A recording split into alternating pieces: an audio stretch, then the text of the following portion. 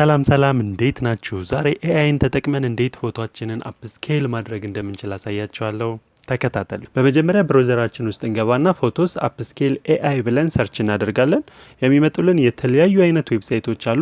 ከነዛ ውስጥ አራቱን አሳያችኋለሁ። አራቱም በጣም ቀላልና ፍሪ ናቸው። የመጀመሪያው ኢሜጅ upscaler ይባላል። ሁለተኛው upscale.media ይላል። ሶስተኛው pixelcut ይላል። አራተኛው love image ይላል። አራቱም ፍሪ እና በጣም ቀላል ናቸው። እንዴት እንደሚሰሩ ደግሞ እንመልከት። የመጀመሪያው ኢሜጅ upscaler ነው። ኢሜጅ upscaler ውስጥ እንገባለን። እኛ ምንም የምንሰራው ስራ የለም። እዚች ጋር እንደምታዩት አፕሎድ ኢሜጅ ማድረግ እንችላለን ወይንም ድራግ ኤንድ ድሮፕ ማድረግም እንችላለን። ጋለሪያችን ውስጥ እንገባለን።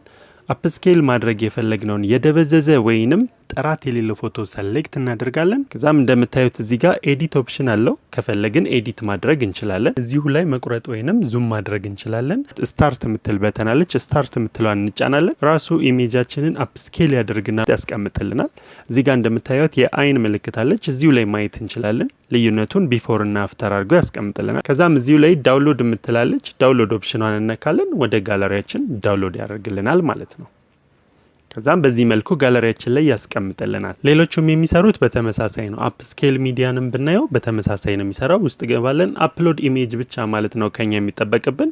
ተመሳሳይ ነው። ኢሜጃችንን አፕሎድ አድርገን በዛው በተመሳሳይ መንገድ ነው የሚሰራልን። ሶስተኛው pixelcut ይላል። pixelcutም የሚሰራው በተመሳሳይ ነው። ከኛ የሚጠበቀው ኢሜጃችንን አፕሎድ ማድረግ ብቻ ነው።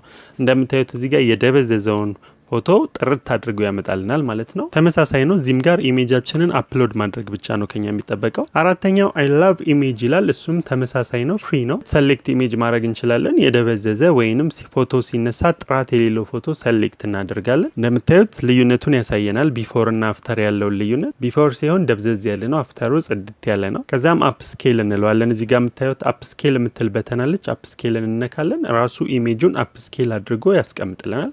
ከዛም እዚህ ጋር ዳውንሎድ የምትል ኦፕሽን አለች። ዳውንሎድ ስናደርገው ወደ ጋለሪያችን ያስቀምጥልናል ማለት ነው። እዚህ ጋር እንደምታዩት ልዩነቱን ከዚህ ወደዚህ ቀይረውልኛል። በጣም ልዩነት አለው። የመጀመሪያው ደብዘዝ ያለ ነበር፣ አሁን ኳሊቲው ጨምሯል።